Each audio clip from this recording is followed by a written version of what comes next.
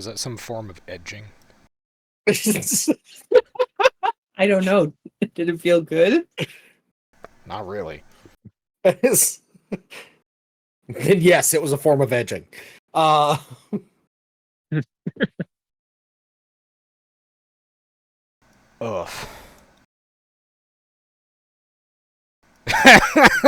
Right. Okay, fine. I didn't wait. Did I probably hit done.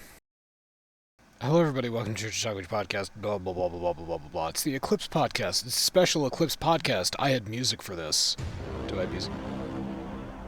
That's fine. It's the Eclipse podcast. I'm so Epic. glad that we finally got the Inception. Whoa. Epic. I have more on here. I don't need, oh, that button doesn't do anything. That's Metal Gear What? Solid. What? That doesn't do anything. Did you get the, Oh no, that goes. Okay. Hi. Okay. So Did you get yeah, the- I'm Dr. Niggle. Doc? Yes, I did. I'm Dr. Niggle.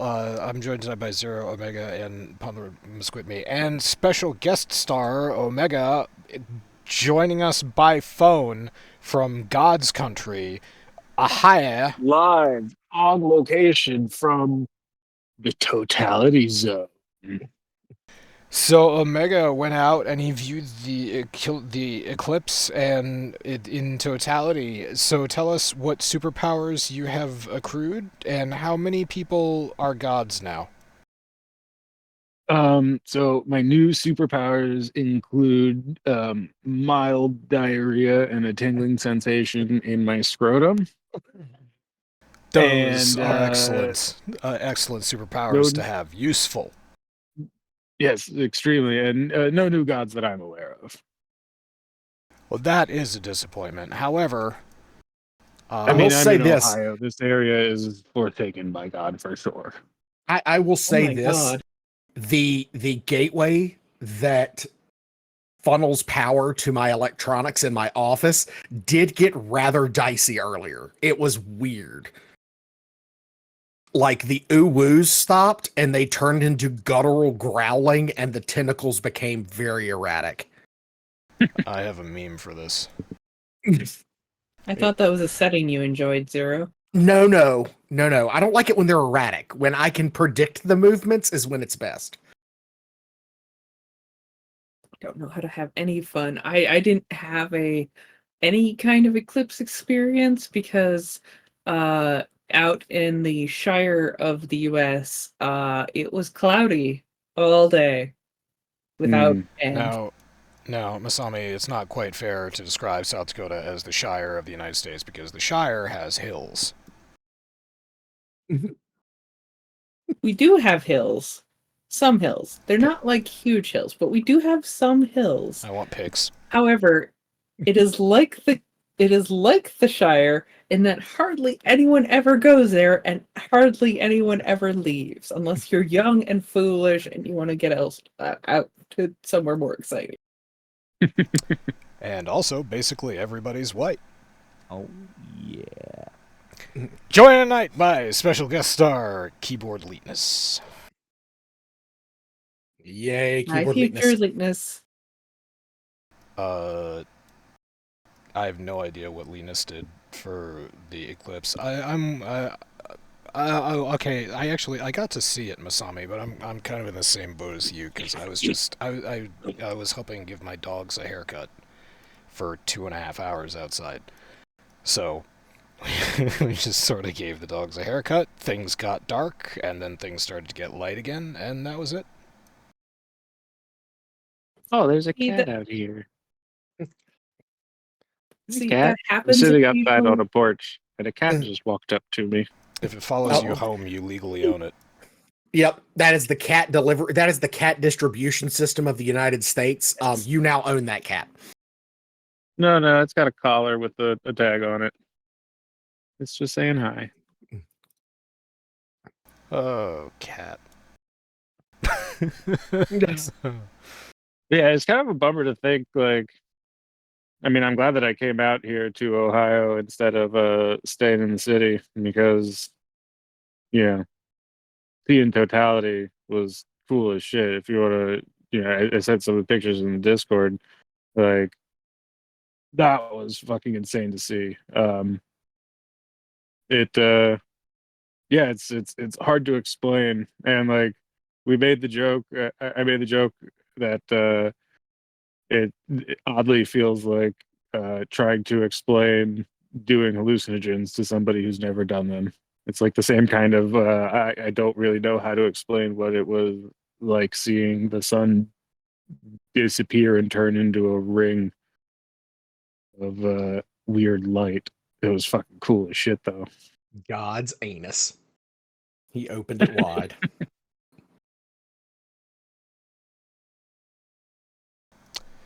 It's pretty Yeah. damn cool. Yeah. I did drugs once. Didn't care for it. So What I hear you tell, you've done drugs a few times. that's all a rumor and speculation.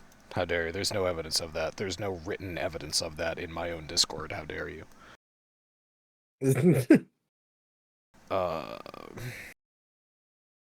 Right. So, I just got here from dinner. I did prep, so I have all the articles pulled up, but I just got here from dinner and I slammed on the record button, and that's it.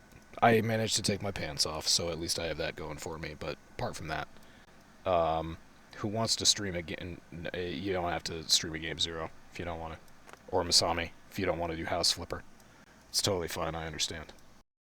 Or Power Washing Simulator with the Warhammer 40k DLC. It is the Monday after WrestleMania, so there are no games being played. I'm currently streaming Monday Night Raw with the sound off and the captions going. Thanks. These It's great. sweaty men are flipping all over the screen. It's great. It's great to know that you're here and present for the podcast. I am here and present for the podcast, actually. That's why it's muted and I don't have sound on. Fuck off, dick. Oh, I was gonna rip on you for something else too, and then I was like, no, I shouldn't do that. And then I was like, yeah, go I ahead. should do that. Go ahead. No, Go ahead. I This can't is remember. Dunk your nuts on Zero's forehead night, apparently. Let's do it. I can't remember. Maybe I'll remember when we go through the articles. We do something you enjoy, Zero. Yeah, well, that's true. Oh, I remember what it was. We'll get to it. Oh, God. Looking at my tabs. Playing a mobile game on my phone, but I don't know how to stream my phone to Discord, so sorry. Can you stream? Can you? Wait a minute. No, there at least wasn't an option in this in the Discord app like there is on the desktop app. Son of a bitch. No easy button to just push. You know, if Discord wants my money... Oh, there's so many features that Discord could add. We'll get to that too. Alright, the first article that we're just going to briefly bring up is that Frostpunk 2 Beta will give you an early taste of the Survival City Builder game this month, but you're going to have to pay for it. We covered this last week. If you want to pre-order Frostpunk 2, then you can start playing it on April 15th. There's a 7-day beta that will be April 15th. And yeah. How do I get in? I don't know. What do you think, Doc? You think about jumping in early? No. No. I'm a little bit concerned about this the more that I read about it. Or the more... I've had a week to think about it since last we spoke. To access this beta, you'll have to pre-order Frostpunk 2's Deluxe Edition, which is currently... it's $67.50 because it's 10% off on Steam, which is, whatever. It hasn't even released yet, but it's already got a discount. So the Deluxe Edition, I guess, is standard $70, and it'll... Wait, is that right? 10% of... No, that isn't right. No, that's about right, yeah.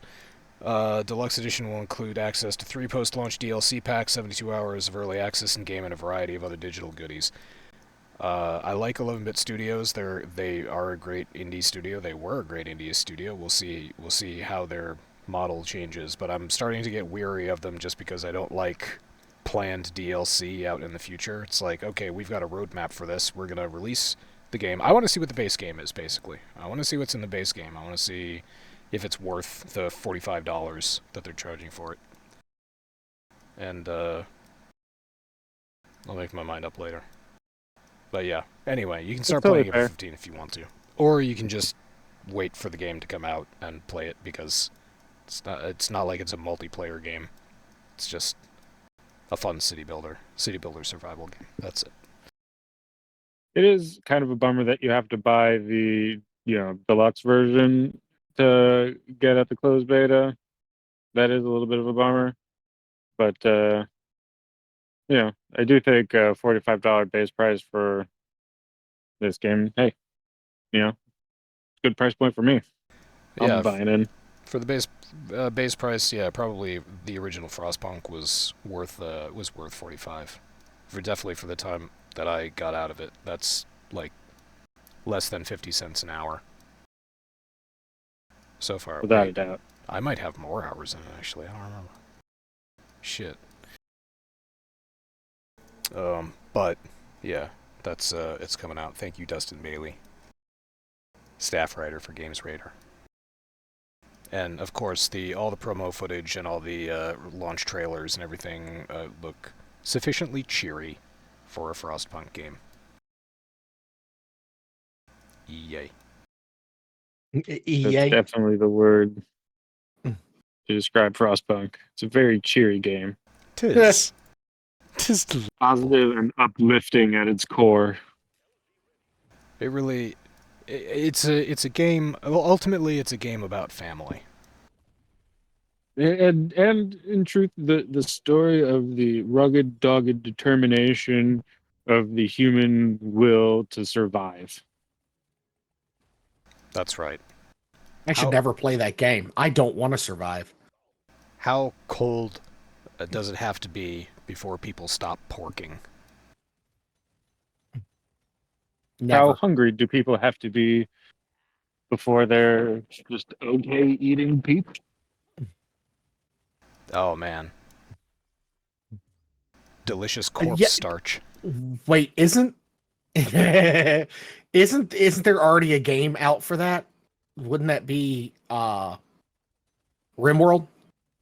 Well, see, RimWorld is What's up, when it greatness in comes to gaming? war crimes in RimWorld is much more like you have the freedom to commit war crimes with the click of a button. So like you can literally like take a pawn and right click a corpse, and one of the options is consume corpse. In Frostpunk, it plays with a little more realism and really makes you deal with the horror of the situation. So what actually happens, spoiler alert for Frostpunk 1, you can't just like eat people. That's not Right. an option. You can't start using them as meat. You have to go through such an extreme starvation event. Like you have to fuck up so bad at food production that your people are starving and people have to die of starvation.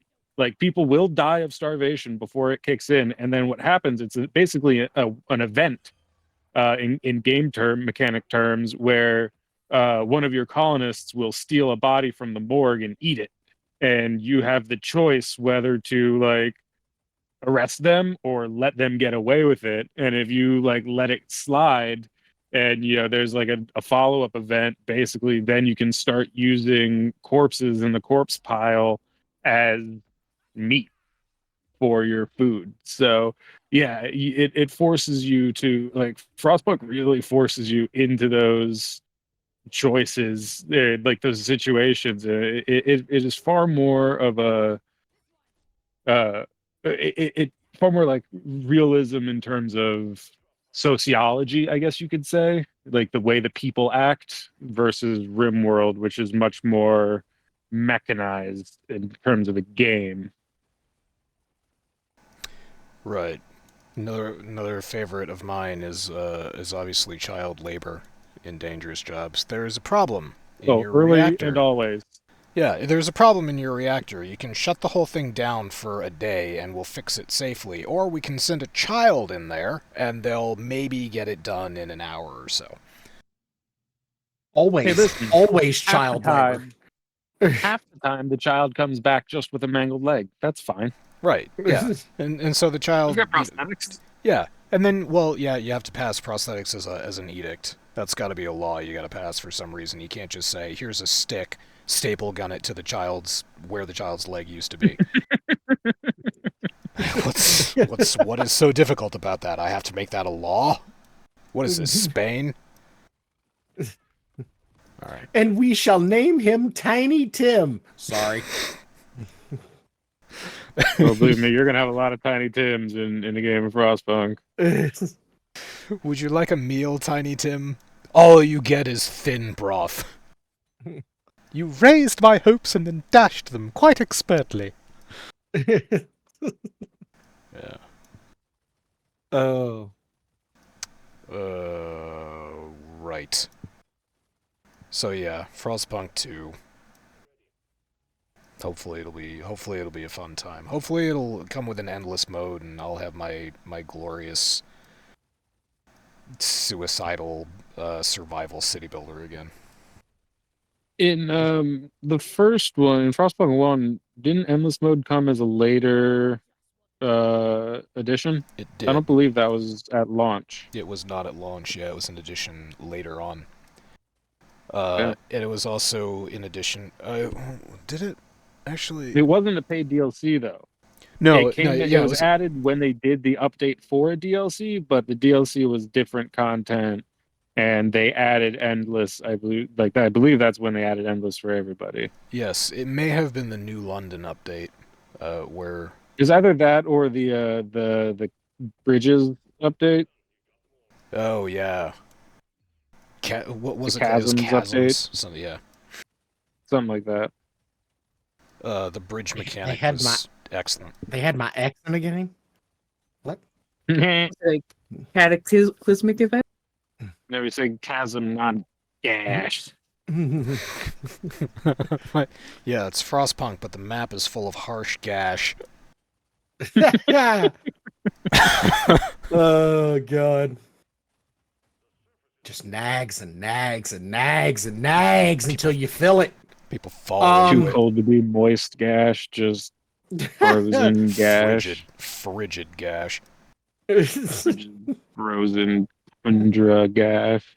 People, Masami, they're making Letterkenny jokes. people falling into it. The gash can never get enough. Oh god. What were we talking about again? I don't know. Sport ball. Sport ball. No, actually, we were not talking about sport ball. Later. I'm gonna dump on Zero later. For right now, yeah, so the big news this week was obviously that Discord is starting down the dangerous road of ads. And this is a little misleading. It is advertising, technically. But specifically, if anyone isn't familiar with what Discord is doing, Discord is going to start using your data that you supply them with, that you voluntarily supply them with, like, what game am I playing right now? Display my game as a status, all the rest of that. And so they will see that you are playing a game, and they will give you a quest. In the lower left hand of your client, there will be a little, it will look like an ad, but it will be a quest. And the purpose of that is to get other people to watch you stream whatever game you're playing for a certain amount of time. And if you do that, and if people watch you play this game for 15 minutes, a half an hour, you will get some in-game loot. So it is not applicable to a wide variety of games right now. I think they're focusing on very specific things from the Epic Store and one other, LucasArts was the other one. So that would fall under EA, I believe. Of course, this is okay. That it all's coming together now. It's making sense. Yeah. So that's what it is. You're going to be playing a game and you will be getting a notification to, hey, stream this to your friends and we'll give you like a shiny knife skin for your whatever CSGO knockoff EA has going right now with a Star Wars theme. That's pretty much how this is being rolled out, and it will be rolled out within the next couple weeks. You'll start seeing it. It's interesting. It's kind of like the Twitch bounty program. Like streamers will, Yes, after they do their main game of the day, they'll be like, "Hey, they got a 30-minute bounty. If you guys want to stick around and watch me play whatever game for 30 minutes," and then they'll just hop over to some other game for half an hour, maybe an hour, depending on the bounty, and they earn some money that way. I kind of neat. It is interesting at this time, at this early evolution of this program, there is an option in user settings to turn off quests so that you ostensibly you don't see them at all. I'm not sure how that is going to work if you won't see any quests, period, or you won't see any ads, period. I'm not sure. And Discord, whatever marketing team for Discord has tried to make it very clear that this is an evolving process and that this is by no means finalized and that things are going to change. And they are trying, their ultimate goal is to have every single playable game have some sort of quest attached to it. So that is their ambitious Here's end the goal. thing, like Discord has all sorts of cosmetic shit like frames and shit like that. So, even for stuff that doesn't necessarily have in-game rewards tied in, there could be Discord rewards tied in. They just, for whatever game it might be. That'd be easy for them to do. That is so. That would put more pressure on their creative team to come up with stuff for the... Again, now, another thing that we didn't cover, Discord opened up a shop last year. So you can go into a shop and you can buy portraits, frames, as Omega was just saying. These things exist. You don't need to have Discord Nitro, but you totally can get exclusive frames for having Discord Nitro. So, yes. Same shit with Steam, just like you get all that crazy shit in the Steam store when you get your like Steam store or like whatever those fucking points are called. Yeah, I guess you do get Steam points for buying games. Yeah, you're right. My Steam... Zero, you're Twitter famous and whatever the fuck else famous. Well, I'm Steam famous. I get all my Steam points from awards. People give me awards. Yeah. I'm kind of a big deal. I got an award on a RimWorld. Speaking of, I got an award on a RimWorld review I posted so long ago, literally when the game first hit Steam. I was one of those like from the original community pre-Steam, and like I immediately left like a long review in support of the game just to like help review bomb it in the beginning. And all these years later, I just got an award from somebody for that review. If it's the Shut Up and Take My Points award, it might have been me. Oh, well, thank you. It was that. 'Cause I love you. Yeah, that's the Shut Up and Take My Points is it's the most expensive award that you can give people, and I don't know why it exists, but I love it. And I throw that shit around. I throw my Steam points around because I got so many, because I'm kind of a big deal. I feel like I'm being fucked with here. I feel like I'm being fucked with. Doc loves decorating his shit, so I honestly would not put it past him. Have you looked at Doc's Steam profile? I have. Page? Please don't. I have. but he made it to where I can't see his wish list.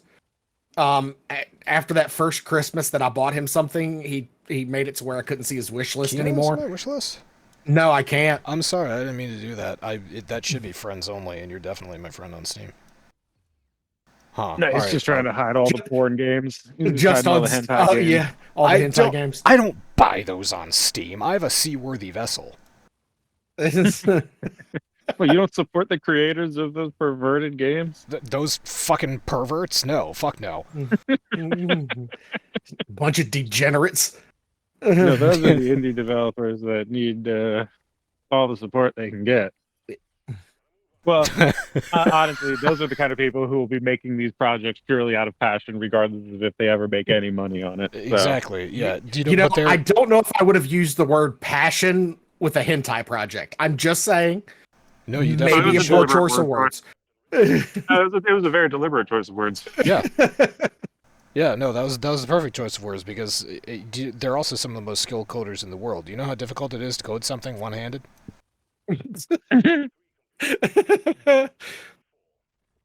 Christ. What the Hey, fuck? ChatGPT, make me a hentai porn game, please. How much of GitHub do you think it would need to ingest to give me that? You need to specify a language, like script it in Python. Did you know that, Omega, did you know that original Roller Coaster Tycoon was written in assembly? Yeah, we've talked about that many moons ago on the podcast, I think. I This fried my brain. code. Yeah, it's amazing. That Probably why it can't be streamed on Discord. it's oh. Discord doesn't recognize it as a game. Yes. It's Oh like no! That's the funny part. It recognizes it as a game because it opens in full screen. What it doesn't do is it doesn't recognize the code to be able to stream it directly so other people can watch you play it. No, well, that's the thing. It recognizes it as an application, but it thinks that you're running an industrial printing press, and it's just like, how the fuck do I stream this? No, Zero. You're supposed to assemble it first. Oh, okay. Oh. They fucking made this game and just raw machine code. I have actually written things in BASIC. That's why I got that Futurama joke where Bender keeps on knocking on Calculon's dressing room door, and Calculon finally opens the door. He's like, "Do you have an extra go-to 10 line?" I thought it was hilarious at the time.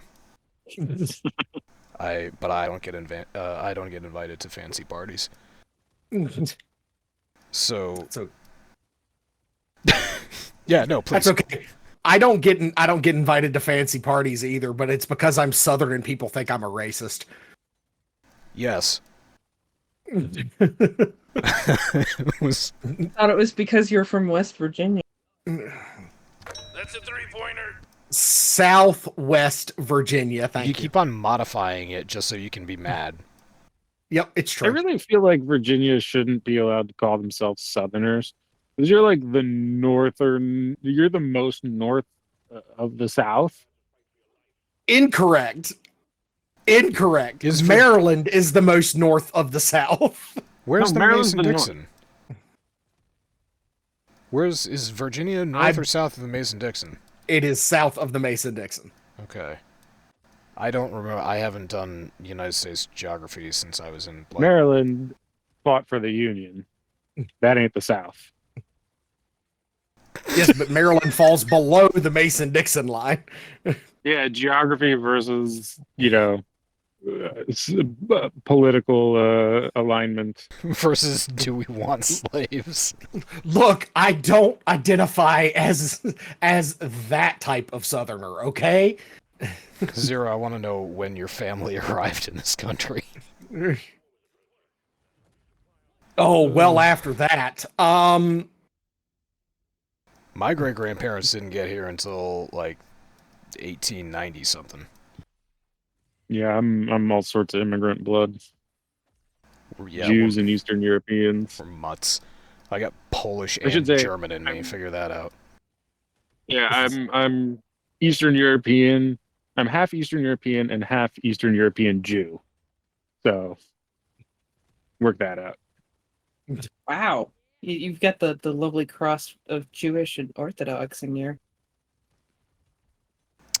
Yeah, I'm only a quarter Eurotrash. You know, I've always I'm- wanted to do one of those Genetic Don't test? you're gonna Genetic find test. out that half your fucking family cheated on everybody, and like your cousin, like someone in your family's not actually gonna be in your family, and they're gonna find like third cousin DNA connections to a murder from 1976. Just fucking stay away from that shit. Yo, no, Zero, you should do it, and your mom and your dad should do it. Your whole family should do it so you can get your test results So- back and figure out that you share mitochondrial DNA of about 75%. So, just a reminder, just putting it out there. My mom's dead. So can't get her DNA. You got an unless old we dig hairbrush? her up. You got an old hairbrush or something? You can do it. No, Doc, we threw those away. Well, We loved Nah, her. it don't matter. We loved my mother. Not that much. I'm sorry, that came. I did not see that one coming. That was a good joke. That was dark. Jesus. All right. I was gonna talk about how Discord is throwing this ad space on here, even though in January they said that they were still anti-ad and they wanted everybody's data to be private and not used for advertising and shit like that. But I had this whole thing about how Discord is still unprofitable. They're not turning a profit, and I wanted to see how much their CEO makes, but they're not a publicly traded company, so everything out there is speculation. But they Apparently have Reddit, which went just to hop on there, Reddit went public recently. We talked about that. Their stock is tanking, and they are not making any money either. It's funny that you bring that up because that's where I went. I was like, didn't I read something that Reddit's CEO is making an obscene amount of money, and he made like. No, I think he made like $200 million last year, and Reddit lost $90 million. So, like, Lord. If that's the case, your CEO shouldn't be making that much money. Like, your debt is because of, like, what the fuck? Your debt is because of his paycheck. Specifically, that company would have been profitable if they didn't have to pay him that year. Specifically, what happened here, because it is a publicly traded company and this is open, this is like public knowledge. He had a salary of something like $250,000 up until the end of last year when it got bumped to $550,000. Now, for a CEO, that's pretty low. So everyone's like, "Oh, how admirable! How humble of you that you're only making $550,000 a year, you butt fucker." Here's your stock options. But yeah, that was the thing. On top of the $790,000 bonus that he got at the end of last year, because he did such a great job, he got a stock package that was worth approximately $200 million. By the time this Business Insider article was written, it was down to about $193 million. But that was an estimate because, again, they haven't gone public. Well, yeah, they have. They have a stock in play. But that's the thing. He got stock options worth $200 million, and that was what got blown up here. So he still made well over $1 million last year. And he's still filthy fucking rich, and he'll have more money than I'll ever make. But he's still a butt fucker. I hope Reddit tanks. Yeah. Apparently if they're our like Wall pouring Street money has into anything to say about AI. it. Dude, I saw that they're pouring money into AI, which is the dumbest fucking thing ever because, like, they don't even have a working search engine on their own website. Why are they trying to get into AI? Yeah, what are they going to The use first AI for? you need to develop is your fucking search engine. Reddit search function is the worst search function on any major website, like on the internet. It's so bad. Really is. I've given up on it. That is true. It's so bad that it's like a long running joke on Reddit about how bad it is. Oy. Yeah, so Reddit's oh, what was Reddit's it? Yeah, it was our Wall Street last week that was starting to Reddit admins are trying to label this conspiratorial, but our Wall Street is talking about, hey, if when this happens, we're just going to short Reddit stock, and yeah, surprise, their stock is GameStop it. Yeah, the opposite of GameStop. GameStop was a brilliant meme. That was a wonderful moment in internet history where just a bunch of jackoffs decided to make a bubble, basically inflate stock, and make a tidy profit off it. And then short their stock as it collapsed. Oh, it's not insider trading if it's, just regular people coordinating. But hey, at the same time, they kind of brought GameStop back from the brink of death and kept it alive as a company. They did, and GameStop deserves it because they're wonderful. I can't even make it through that sentence. I was gonna say, come on now. Come on now. It's fine. Everything's fine. So we will definitely talk about Reddit when that tanks. Unless we, yeah. Speaking of tanking stocks, anybody own any stock in Truth Social? Nope. But I have seen Boy, the memes. that has been plunging like a rock. Yeah, that's less a bubble popping and more a bubble. Um, you know what happens when a star collapses in on itself? It's sort of like that. Supernova. Yeah, well, maybe, probably black hole. But Ooh. but yeah. Oh, mission failed. You'll get them next time. Ooh. The magma. Yeah, I saw an article this morning that at the opening of trading week today, it immediately dropped 10% from Friday of last Oh, week. They have no serious investors in there. It was all hype that people, and they created this spectacular bubble, and it looked really good for about a day or a weekend. It looked good for a weekend. Yeah, they have no product, they have no income, they have no revenue to speak of. They're a fucking message board. they're They're a rant they're delivery literally system. they're a goddamn message board that went public on the New York Stock Exchange. There is no product. There is no sales. There is no anything to it. And the worst thing about the message board, Reddit persists because there are all these pseudo intellectuals arguing over them, or over just anything, any bullshit. They bitch at each other, and it's fun. Sometimes it's fun to engage in. I know I did my spat on Reddit Live, and it's fun. But Truth Social doesn't even have that. It's just a platform of people agreeing with each other. Where's the drama? Where's the meat? It's social media worse. Yeah. You gotta love echo chambers. Yeah. They're a wonderful thing. Yeah. So sad. Sad. Yeah, well, hopefully we're in for a tech bubble burst 2.0. Yeah. Riding on the coattails of what's already happened, we've seen Google, Microsoft, various Microsoft divisions, excuse me, and Discord all prominently laying off large volumes of employees this year as they try to mitigate game studios that bubble. too. Yeah, also game studios. Yeah. And it's really difficult for game studios these days to turn a dollar, and that's why this next story is just so sad. Gamers in Europe are seeking a legal win that would stop developers from rendering online games unplayable, because they claim it is an assault on both consumer rights and preservation of media. And this comes...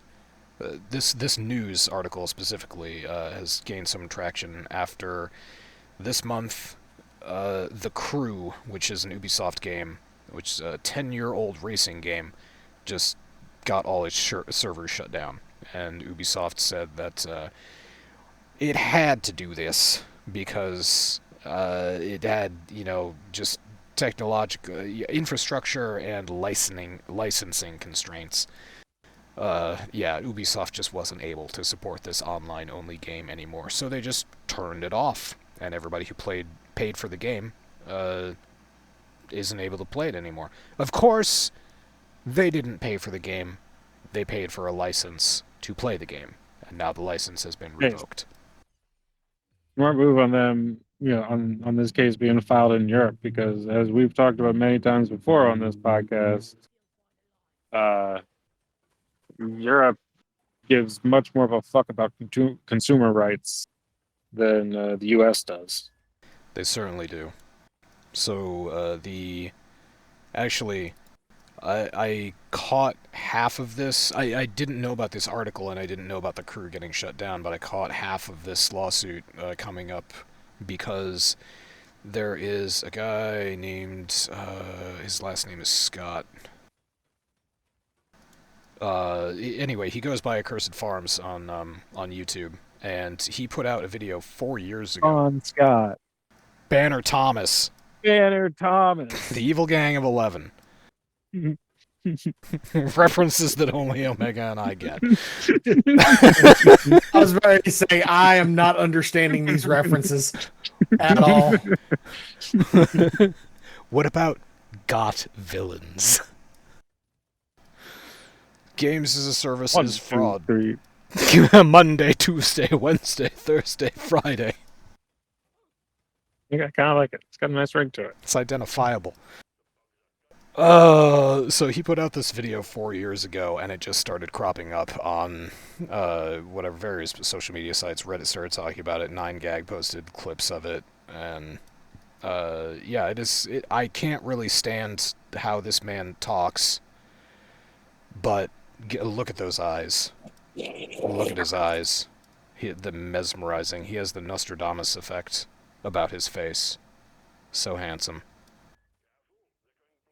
How can a man who has so much hair look so bald? I don't know. Ask Asmongold. He'll fucking tell you. Sorry. Yeah. Sorry. Hi, Eric. Tweet at us later. I look forward to your angry tweets. Okay, yeah, his name is Ross Scott, and he sort of started the ball rolling on this, and he's been hoping for a long time that somebody in the EU is going to start paying attention to this, and it looks like France has initiated their whatever legal investigation they have going on, or legal case, to put this before a French court. And he hopes that Australia will join in, because Australia is another country / continent that does generally give a shit about consumer protection, and also Germany, because the Germans just love litigation, generally speaking, and paperwork.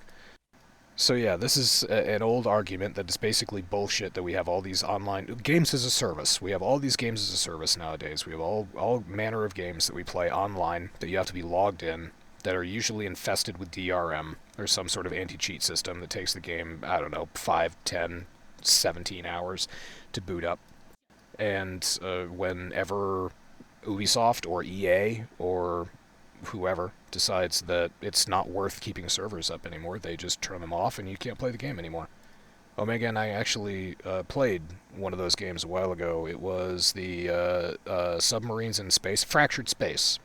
Oh yeah, Fractured Space. That was a fun game. It was a fun game. We were having fun with that because it was pretty goofy. And then one day you just opened up Steam and it was gone, not available to play anymore. Yeah, they had a post on the game page saying, "Sorry, we're shutting down servers. Bye." Glad we never spent any money on that game. There are people who spent a ton of money on that game. Yeah, that game was infested with microtransactions. There were a lot of skins that you could buy, and ships that you could buy. Yeah, that game wasn't just skins. That was pay for power. Yeah. That was back in those days. Yeah, it definitely That was back in those days where that kind of shit was more prominent, and people hadn't yet started rallying against it to the degree we do today. It was still a pretty fun multiplayer game. It was not bad MOBA. It was, and we were having fun with it because I think you could do PvE, you could do teams PvE, and yeah, you and I were having a fun time with it, playing with all the free shit. But another games as a service that the Eliteness spent real money on, I don't know how much, was the whatever Marvel Heroes, Omega something. Oh no, it was Marvel Heroes. You had it right. It was Marvel Heroes. Okay. Yeah. So that was another game. That was an MMO where you bought Marvel superheroes, and you bought gear, and you bought inventory space. And I'm pretty sure Linus at least bought the max inventory space so that he could hoard all his gear, because we're both pack rats. We do that. And again, it's gone. You can still view the community hub on Steam, and there are people saying, private servers. Can we figure out how to, just set up a private server, a fan server? And it's not possible because I guess the company that actually developed the game no longer has access to any of the source code. So there is literally no fucking way for anybody to figure out how to set up a server that will be compatible with any of the old database. And like the old database, it's also just gone, just fucking gone. Was it NCSoft that had that one? Same company that did City of Heroes, I believe. Gosh. And City of Heroes was it was another one of those games that one day they just said, sorry, as much as we know the community loves this game, we can't afford to keep it open. And they shut that shit down. I dread the day that Warframe will stop development, basically, and I'm curious to see how DE as a company is unusual in how they deal with shit like that. So I'm curious to see if they will. Well, okay, deal with shit like that. What does that mean? I feel like there are a fair number of studios out there that have long-running cash cows like Warframe is for DE. That they like look at WoW, for instance. I mean, God, yes, WoW's a 20-year-long cash cow. WoW and Dota. Blizzard is locked in. Blizzard knows that they are locked in on WoW. Like, that game will keep going as long as Blizzard is a company. Like, no question about it. I'm sure that Zero desperately hopes that is true. Too much has been invested in it for it to go away. It's a real thing to consider when, especially with the way microtransactions can work, and it's no longer even just like, oh, I paid $60 for this game and they're taking it away from me. That's outrageous. Now it's like, I've spent thousands of dollars in this game, and they've now just taken it away. Like, once that happens, that's a whole other scale from just, I bought a game at its, AAA purchase price. I'm pretty sure that's what happened in China when NetEase pulled out of their Blizzard deal. That's crazy. But yeah, here's hoping that for people like Zero, I hope WoW does maintain its healthy whatever. I mean, really, what I think about a lot is Linus and PoE. PoE is another, not as long-standing as WoW, but PoE is another one that, a lot of microtransactions. Well, the Warframe's been around since 2013. That's got a ton. People have definitely invested thousands of dollars in that. Individuals have invested thousands of dollars apiece. Lost Ark, that I fully recognize is a fucking cancerous piece of shit that I continue to play. I know that there are people who spend multiple hundreds of dollars a month, a week, just buying in-game content, gold or whatever, skins or shit. So yeah, my real question is when are games like that going to be done? Lost Ark is developed in Unreal Engine or Unreal 3, I think. We're on 5 right now, and they've scripted that thing in 3. They're still releasing new content for it.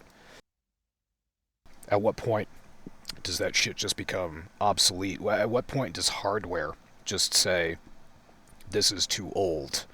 Like, you now need an emulator to run this. It's what Windows 11 is pushing. They're pushing new hardware updates because, or Windows 11 is requiring new hardware on machines because they recognize that they don't want to design shit for old hardware. They want to move forward. They want to push forward. So, I mean, we're going to get into the realm, and it's kind of territory that I think WoW and Blizzard have kind of blazed the trail here, is where but instead we'll get one day we'll get exactly what you're talking about. We'll get Warframe 2, but Warframe 2 isn't going to be a new game where you start from scratch. It's just Warframe rebuilt from the ground up, and your character is ported over. That would it would be hard to dislike that. Like, I feel like that's going to be the result of these live service games when they do reach that true expiration point. I mean, we talked about this, I feel like a couple months ago when one of the DirectXs was like fell out of support. And was it DX9 or 11 or something? One of the DXs Probably is no 9. longer supported at all. And that day is going to happen for a lot of live service games, even ones that are like we're talking about, still popular, still making a lot of money, still have huge player counts. They're just chugging along in their current utility, their current state. And yeah, one day they are going to have to upgrade and update and stuff. And like we've been talking, I feel like the outrage over people who have spent those hundreds and thousands of dollars on on shit in these games, if they lose all of that and have to start from scratch, man, riots. This is going to be one of those harsh lessons that people nowadays teach their children in decades. Just being like, all right, little Timmy, don't spend too much money in this game, because one day the switch is going to get flipped off. It's going to be a lot of hurt before anybody learns a lesson. Yeah, If I wonder what the anybody possible learns a lesson. it's interesting to think about this court case though, like, because the court could make demands like, no, you have to keep these servers open in perpetuity. What if every game dev now has to start doing that? Or what if the workaround is now every game is going to be developed with like a sort of fail-safe P2P private server mode for when they want to kill the game, they just flip a switch and enable some sort of, private server nonsense that people can then start doing to host themselves. Man, remember Club Penguin? I don't even know if there are fan servers up for Club Penguin, but I hope there There are. are. Oh man, There yeah, are. that was great. Disney is doing their best to try to shut them down, It's still whack-a-mole, yeah. Those but it's fuckers. whack-a-mole. Good. I hope people keep on giving Disney shit forever. Wait, Zero, you're okay. Back to NCSoft. For City of Heroes.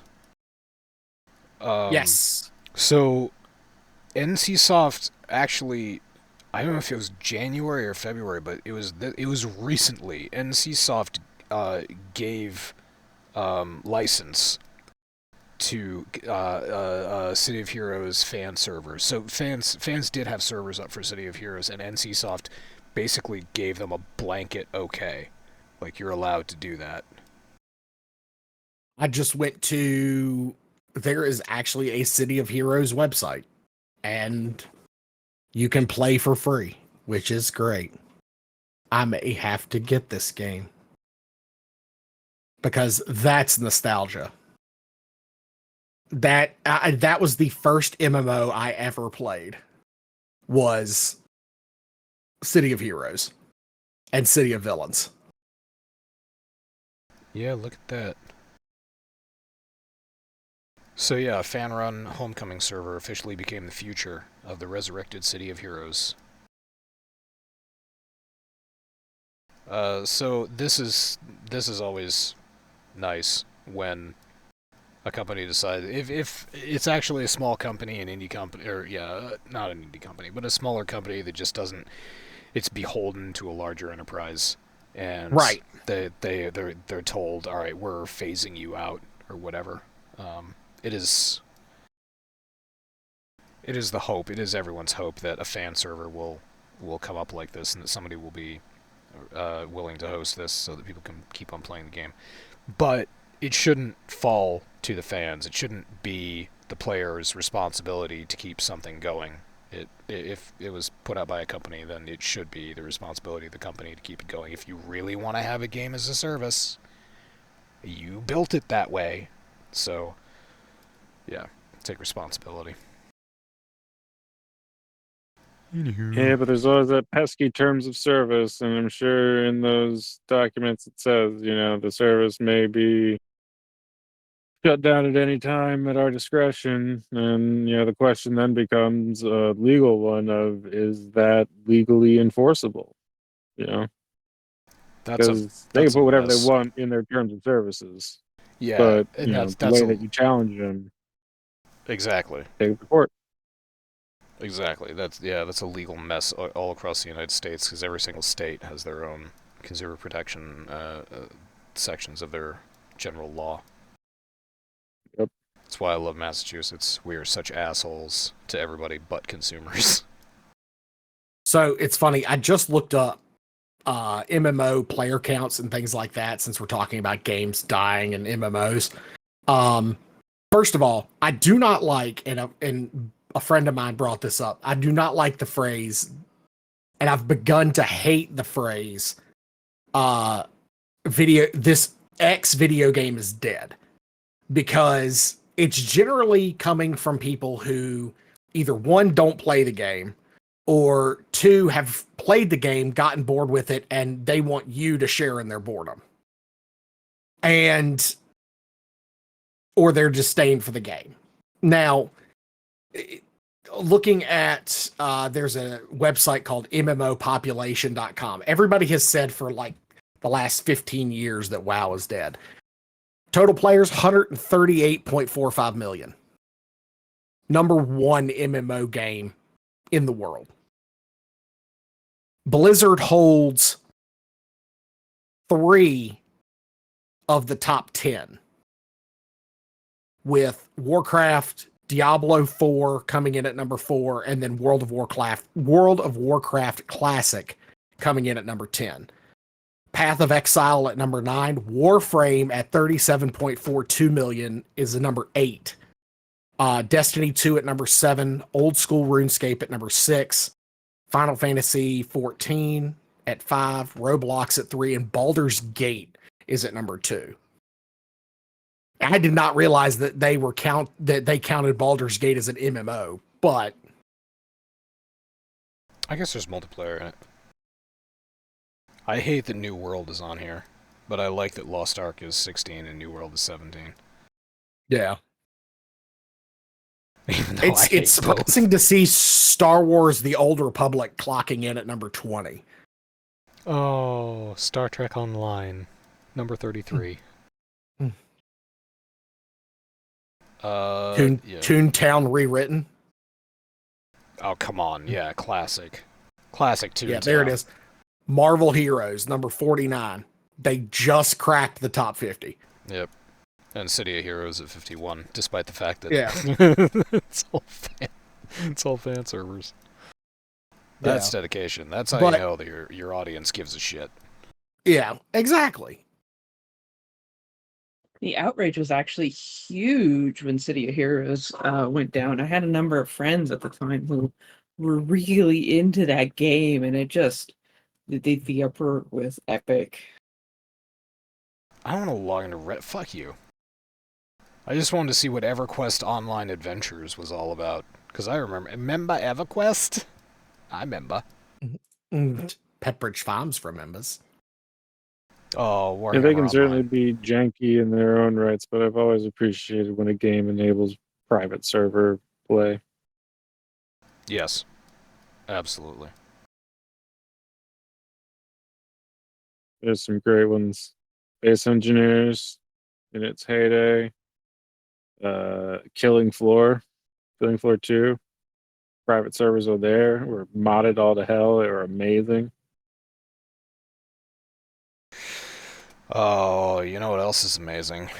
Is hearing Zero talk about Cody Rhodes finishing the story, wins undisputed WWE Universal title at WrestleMania 40. I'm gonna go take a shit. Zero, take it from here. I knew he was gonna say something about going and taking a shit. So as most people know, WrestleMania weekend was this weekend. Greatest WrestleMania of all time. Top grossing. 2-night attendance record of 145,000 people. One hell of a card. The first night was a little slow, but I chalked that up to it being like 38 degrees in Philly. And yeah, when it's 38 degrees and you've got 72,000 people packed in a fucking stadium, I don't care how tightly they're packed, it's going to be cold. but it was definitely, it was great. It was a good watch. I was impressed. It went about as expected. I did my quote unquote predictions, but it all went, with the exception of one match, the way I thought it was going to go. The other article that I posted that I wanted to talk about, because we've been talking about Doc, can you, I'm sure you're not actually taking a shit. Or he did go take a shit. Is Vince McMahon's personal trainer reacting to him not showing up or not being there for WrestleMania 40. The personal trainer was quoted as saying Vince McMahon was unable to attend his first WrestleMania. How quickly people forget that without his vision, there would be no wrestling or WrestleMania. Sadly, when a person is down, the people who say they love you turn their backs on you. Don't judge a man without getting all the facts. Things aren't always as they appear. So, to Michael A. Monteforte, you're a piece of trash. Vince McMahon is accused of heinous bullshit. And your opinion doesn't matter. Your opinion went over like a fart in church. And this guy had to turn off the comments to this post because the backlash was so swift and so negative toward him. He was getting death threats. Who the fuck even is this guy? He's Vince McMahon's personal trainer. He thinks he has an opinion because he's Vince McMahon's personal trainer. Is his fucking dog groomer gonna speak up next? Is his fucking probably. chef? Is his hairstylist? Like, who gives a fuck? Right. And I will say this too. Stephanie McMahon did come back and opened up night 2. And the fact that she is back, and Triple H even said it, that she is back. That this is her home. It always will be her home. And, she has a spot as long as she wants to be there. I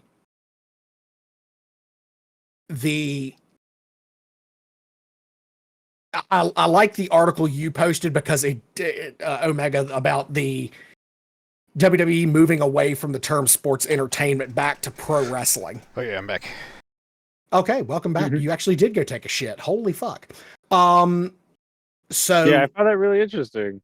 And I am glad, because, yes, it is sports entertainment. I get that, and I understand that. But these guys, most of them now, do have some sort of wrestling background. And once you go professional and you have wrestled in a professional match, technically you are not, after a period of time, you are not allowed to go back and compete in Olympic or collegiate wrestling. It's why Gable Steveson has only been in one match, and it was a dark match, and it was not official. It's because he was going to go for the Olympics, which actually those tryouts are this week. But Michael Cole said it. Cody said it multiple times.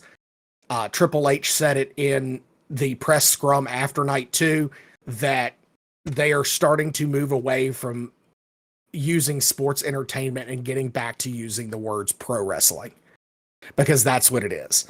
And, I think by getting people like,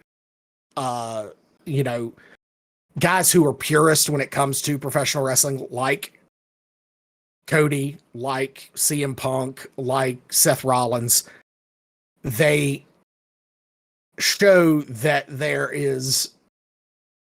that you can be a purist in the sport and put on a good show at the same time. this next generation has more respect for the spectacle and the sport itself than I've seen in years since the Attitude Era. And they've actually gone in and they've coined this new era as the Paul Levesque era of wrestling, because he's the one who's leading the charge. They've I'm glad had that fucking Vince's handcuffs have finally been taken off of him. Like, yes, ever since he was put into head creative, Vince refused to let him just do his fucking job. absolutely, and you can tell that the handcuffs are, like you said, the handcuffs have been removed, because in his first official Paul Levesque picked Hall of Fame, you had the U.S. Express, Mike Rotunda and Barry Windham. You had Bull Nakano. You had Muhammad Ali. You had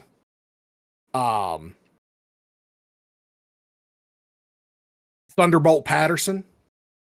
Were these all And- people that Vince had beef with? Oh, yeah. And like Thunderbolt Patterson, the whole reason why he wasn't inducted is because Thunderbolt said some very disparaging shit about Vince. And it was, I believe it probably has something to do with what's happened. And that's why Vince didn't want him around the product. By the way, Thunderbolt Patterson now holds the record for the longest speech in Hall of Fame history. Number 2 is the Iron Sheik. Sheiky Baby is now number 2, which is hilarious. But Paul Heyman was the headliner. And the fact that Paul Heyman got in the first year after Vince is out speaks volumes as to where the product is going to be going, because Vince hated Paul Heyman.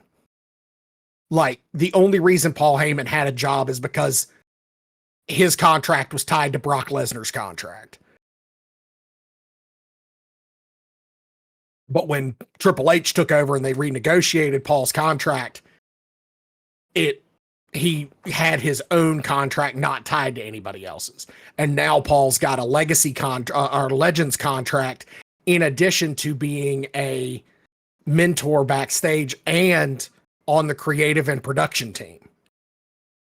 Because Yeah, it's anybody who watched wrestling growing up knew about ECW and how awesome that product was.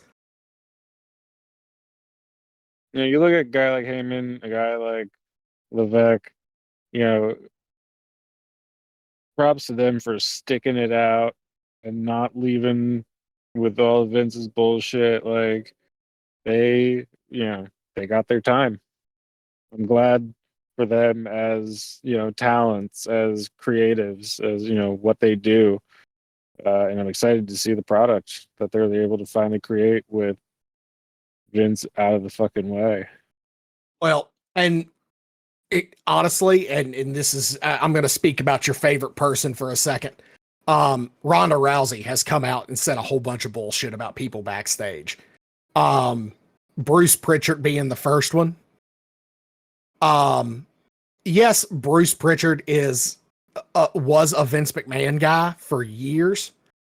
But Bruce Pritchard is also a mercenary for hire. He goes with whoever's paying him the most money. And right now, that person is Paul Levesque. And for better or for worse, Bruce Pritchard is part of the reason why the product is as good as it is now. The second thing, Rhonda came in and said something about Drew Gulak, who is one of the creative guys for NXT, who works directly with Shawn Michaels.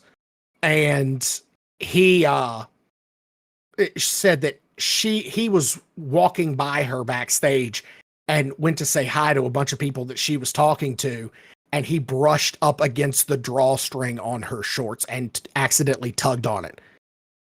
And like trying to insinuate that he was trying to, make a pass at Ronda Rousey.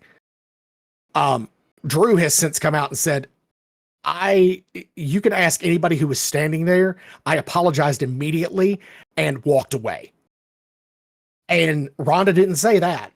And people have come out in his defense since.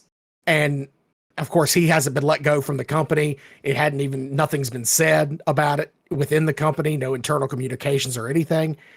Ronda is just attempting to go scorched earth on the WWE because they fucked her. And not just they fucked her, Vince fucked her. And she's pissed off about it. And she's trying to go scorched earth on it. And it's not working because nobody likes her. And nobody liked her when she was in the WWE. Yeah, how did Vince fuck her? The contract that she had apparently was she wanted one number, and he rewrote the contract in such a way after she got injured the first time that she lost like half of what her original contract was. And I mean, that's a Vince McMahon thing. That was what Vince did. If you got injured, he completely screwed you. He did it to Finn Balor. When Finn won the Universal Heavyweight Championship, when it was first introduced, Seth Rollins gave him a buckle bomb on the outside of the ring into one of the guardrails, and it messed up his shoulder real bad to the point where he had to have surgery and was out for like almost a year. Finn has never been back in the title picture since. He's held tag team titles, but he has not held a singles title since that injury. Yeah. And it's because of Vince. I got a picture of Finn Balor up here, and he's got one hell of a moose knuckle. That's but No.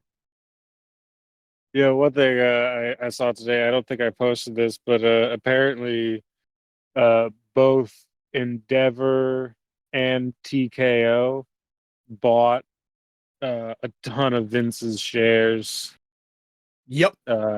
Today. Or the filing was announced today.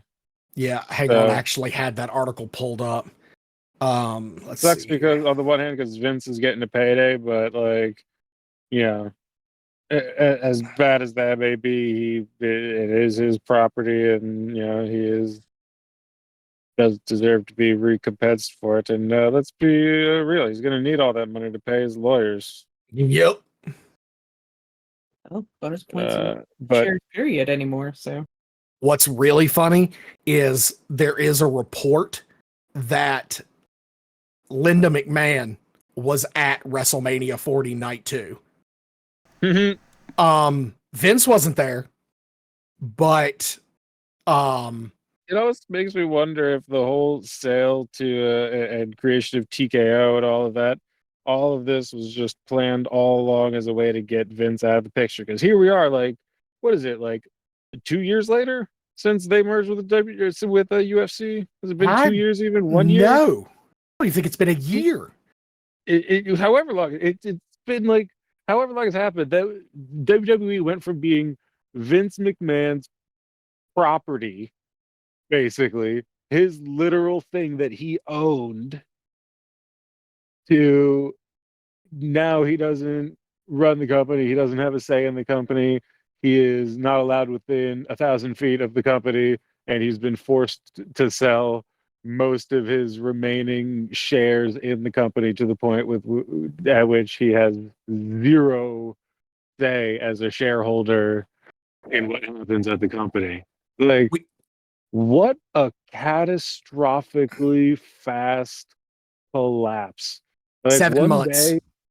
7 months. Jesus Christ. So much has happened with WWE and Vince in that 7 months. It feels like it's been 2 years. Good Lord. Once this is all said and done, it's going to make a really interesting book. Oh God, yes. The And I fucking will downfall read of that Vince book. McMahon. Oh yeah, the play-by-play, whatever journalist fucking gets in there and actually gets like the first-hand accounts from all these people in there. Holy shit, what a great book that's gonna be. What a stunningly fast collapse for a man who for so long was able to get away with all this horrible shit that he had been doing with virtually no repercussions. And it all fell apart because he forgot to pay his hush money. Oh Don't no, forget that's where all this didn't started. even forget. There was no forgetting to it. He just didn't pay it. Like chose not to pay it. That's where It all this was started. it wasn't even that he forgot because he didn't forget. And it was such a small, it was like another like $1,000,000 that he owed her. Or like 3 million or some shit like that. It was $5 million that he had to pay, and he made one payment of 500,000. Yeah, what he lost everything. It couldn't have happened to a nicer guy. Nope. What? Yeah, it just good. Yeah. Fuck him. We need more of that. We need that from Trump. We need that from Elon. We need that from a lot of these fucks who are out there ruining this fucking world. Well, I will say this. The I don't know if you guys remember me mentioning last year's All In ahead of Survivor Series when CM Punk returned to the WWE. There was a backstage fight that happened, and everybody involved signed NDAs. Well, Punk went on Ari Emanuel or some, I forget his name. Ariel Hawani, I think, is the MMA Hour. Yeah. He went on there and just went off about the whole situation. Well, Tony Khan came out last week after that happened and said, "Hey, I'm going to release the footage of what happened backstage." And everybody is sitting there going, "Tony, that is like all of the wrestling pundits except for Dave Meltzer, who, by the way, fuck Dave Meltzer. He's a piece of shit." Everybody but Dave Meltzer is telling him, "Tony, this is a bad idea. You're gonna make yourself and your company look way worse than you already do in this situation. Don't release the footage." And yet he's gonna release it. He is planning on releasing it live this Wednesday on AEW Dynamite. And wait, so what is this footage? it is the footage of CM Punk choking out Jack Perry because Jack Perry was being a douchebag backstage and started a fight, and CM Punk choked his ass out. I don't understand this beef. I don't understand. It's because Tony Khan is a petulant child. Wait, so this happened. This guy was being a dick. CM Punk choked him out, right? Yep. Stopped him from doing something that he shouldn't have done. And then everybody signed NDAs. And then what? CM Punk violated the NDA? No, he didn't even violate the NDA. He didn't speak specifically about the situation. He was asked the question. He answered the question, and he answered it in such a way that it would not break the NDA because he didn't mention names. He didn't mention the events. He just mentioned that things happened. He was fired, and that was it. And, you know, when he mentioned, apparently now Tony Khan thinks that this is a brilliant idea to release this footage, and it's going to backfire. And AEW already is having issues. Is already having issues, and WWE is on a 17 week live show sellout for all the live shows leading up to WrestleMania. All of them were sold out, 17 weeks worth. And that is not looking to stop anytime soon. And the AEW can't even fill half of an arena. If he does this, granted, as long as Tony Khan has money, he will have, or AEW will be a thing. But the fans are what make you the money.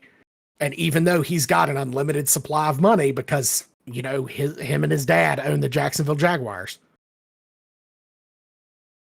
it's at some point you have to ask yourself, is this company making me money? And it's not. Yeah, I gotta get out of here. I gotta start All right. packing for my drive home tomorrow. Sorry, I was lost in thought. Well, that But- ends my rant. Good. Okay, that was about 20 minutes. Oh, hey, look at that. That's good talking. Was that really 20 minutes? It felt like longer. Yeah. Ouch. That hurt my soul. What? No, you can. Yeah. What? So, yeah. GG's Omega. If you gotta get out of here and you gotta start packing. Yeah. Good times. Thanks for joining us. You absolutely did not have to. Hop on the podcast tonight, but we appreciate you. It was fun. I just need to figure out how to close this on the app. You turn your entire phone off. This is Yeah, that might be what I end up doing. All right, I'll catch you guys later. all right. Have a good night. Bye. GG's. There were just two more articles that we don't actually have to talk about, technology-wise.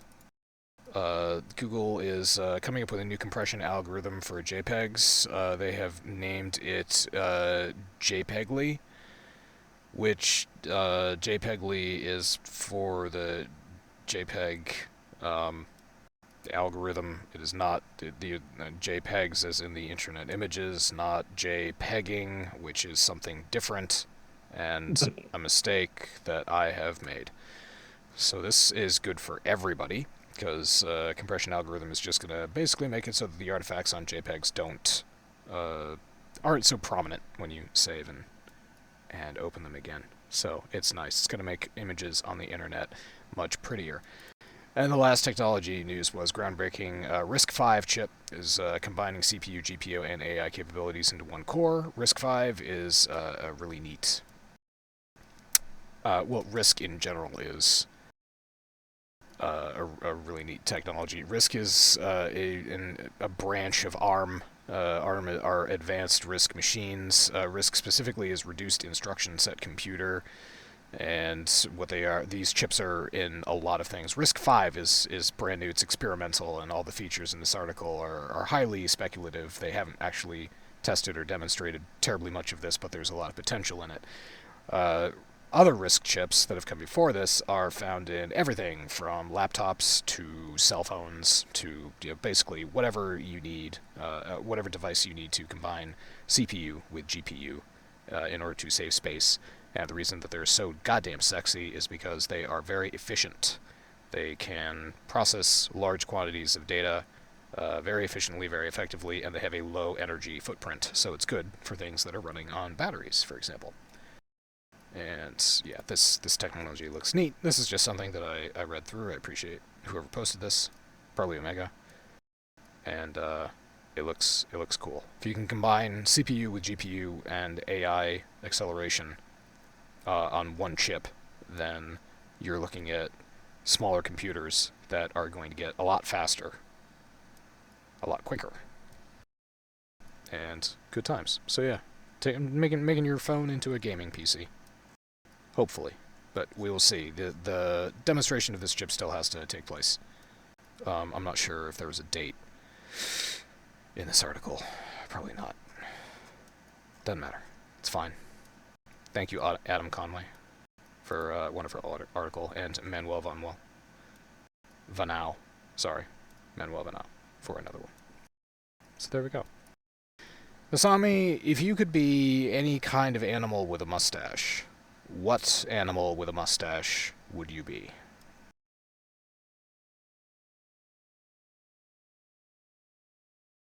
Is there a right and wrong answer to this? No.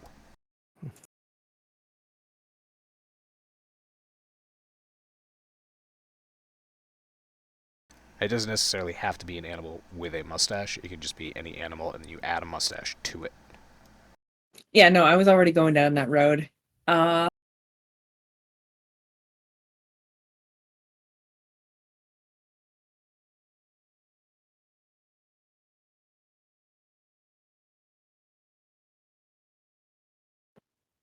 you know what? I'll go with my first instinct, an otter. Otter, yeah. I was gonna say capybara for me.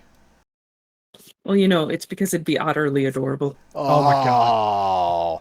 Acceptable. Is that unusually quiet to anybody else? Oh god, no. It sounds perfect. You know what? I'm just gonna go ahead and say it. Walrus. Yeah, Wilford Brimley. Don't have to add it. And I mean, walruses are known for two things: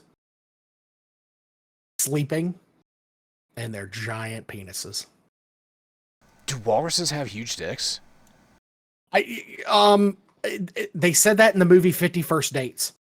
So I have to assume it's correct. It was in an Adam Sandler movie. I'm gonna come out there to West Virginia and punt you just for that. Oh no way! Are there? Oh no, this is an antique whalebone walrus penis. Whale? What? So many questions. So this is what we're gonna cover next week. The anatomy of the walrus. 25 inches. That's basically my entire leg.